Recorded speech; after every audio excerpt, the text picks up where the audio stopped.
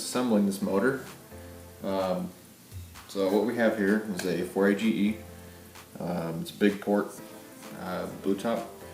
However, the block of the motor is not originally a 4AGE. It is from a 4AFE car. Now, the story behind this block, I'll grab it here. The story behind this block, so I got this from a friend who he got an FX16 and he pulled the motor from, and the previous owner had put a hole in the side of the block.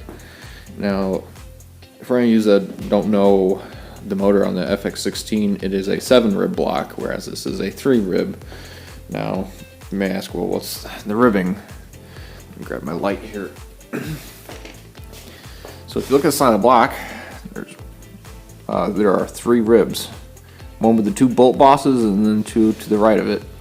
Now, the FX16 had a 7-rib block, and those are substantially stronger than the 3 ribs. See here. So, this block isn't as strong as the 7-rib, but that's alright. I think it'll be okay. Now, this is also a 4AFE block, and I know that because the crank on the back is a 6-bolt, whereas the GEs were 8-bolt. I can show you here. Got the flywheel sitting down here. As you can see, it is a 6-bolt. Also, something else to note that I've noticed, they have the wrong spring down here on the timing belt tensioner, and I shouldn't be able to play music on this timing belt. You know, this ain't no Ferrari where you adjust the timing belt based on the note it makes. So we're going to pull the head, completely disassemble this engine, send it off, get it checked, make sure it's all round and not destroyed. I don't think this was ever ran when the guy converted it for his FX from the 7-rib to the 3-rib. So we're gonna get it all disassembled, make sure it's fine, and go from there. This is probably going to be broken up into 2 segments, mainly because it's like 5 a.m. So we're at least going to get the head off and go from there.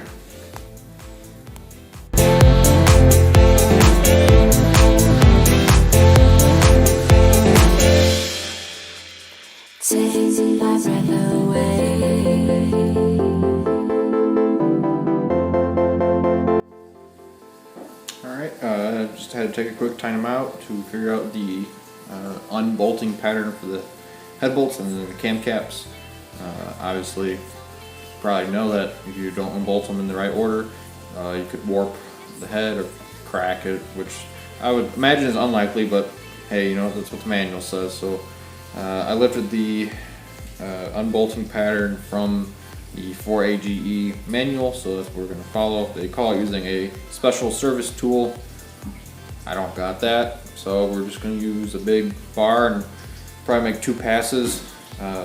First one to crack them loose, and then the second one to actually unbolt them. So we're going to get these cams out and then go from there.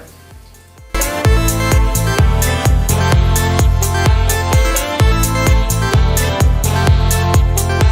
just want to make a quick stop to show you something. So these cam caps are in a specific order, and they are side specific. So intake has their own caps and exhaust have their own as well. They're identical, but you should keep them on the same side. I highly doubt you're going to be able to see this. I'm trying to use my phone as a scope here. If you can see that, that has an E on it. Anyway, these all have E's except for this one, the very front one. And this is not the exhaust side, this is the intake side.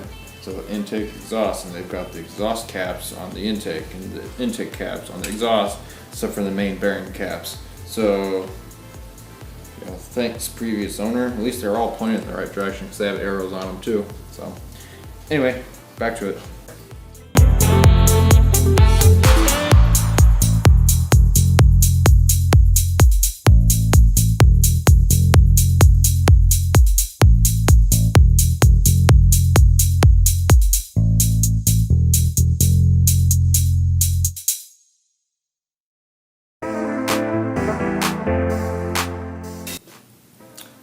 For the moment, the truth, try and get this head off. Hopefully it's not stuck too bad.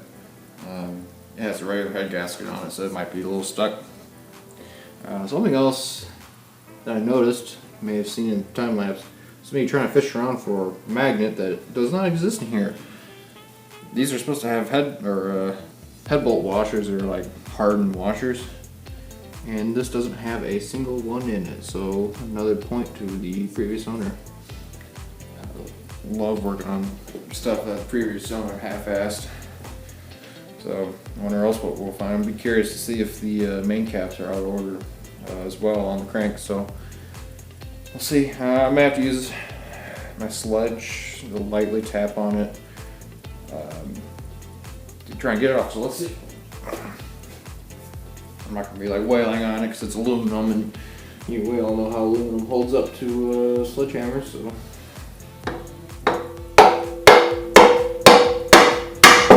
There it goes. Let me get something to put it on right here. This valve cover's out of the way.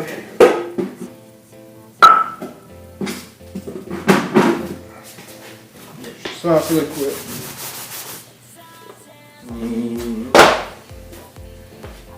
Take it off. That's pretty nasty. Carefully tip it up here.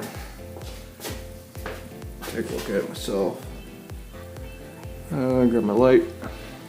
I know you guys are not gonna be able to see it too well, but I just want to lose all the buckets and shims. This is disgusting, dude. It looks like someone's used stop leak on this motor. This is bad. Let me see if I can orient this, and I'll show you. It's on the block anyways, the head. The heads look alright. It looks like it's been burning oil. Other than that, it looks alright. Yeah. Head's alright. Me. I love aluminum heads that way. Nothing. Alright, let me pick you guys up here. Oh, I got my light back here. Here we go. Sorry about that. Yeah, look at all this crusty crap that's all built up on the head gasket.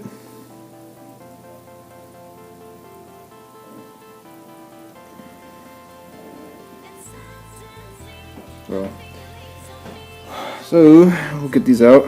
These standard bore pistons. It doesn't look like this engine's been ran at all. So it looks like the guy converted it and then never ran it. So it does look like there's ring ridge. Pretty good one too. Man. So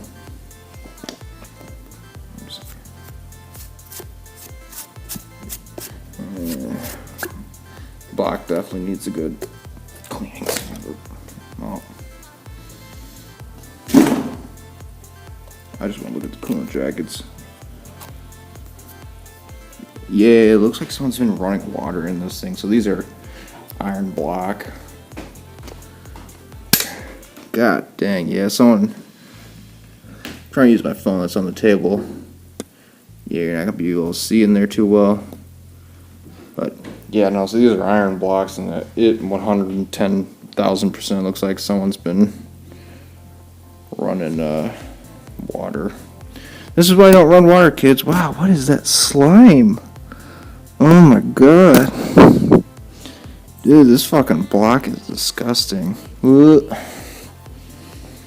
Don't run water, kids. I'm gonna give you a sneak peek inside that hole right there. Yeah.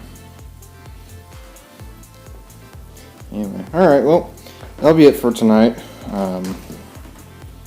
When we come back, I'll pull the oil pan off and then go from there. Get the crank pulley off, and we'll get this block completely disassembled, and then we can get it ready for the machine shop. Thanks for watching.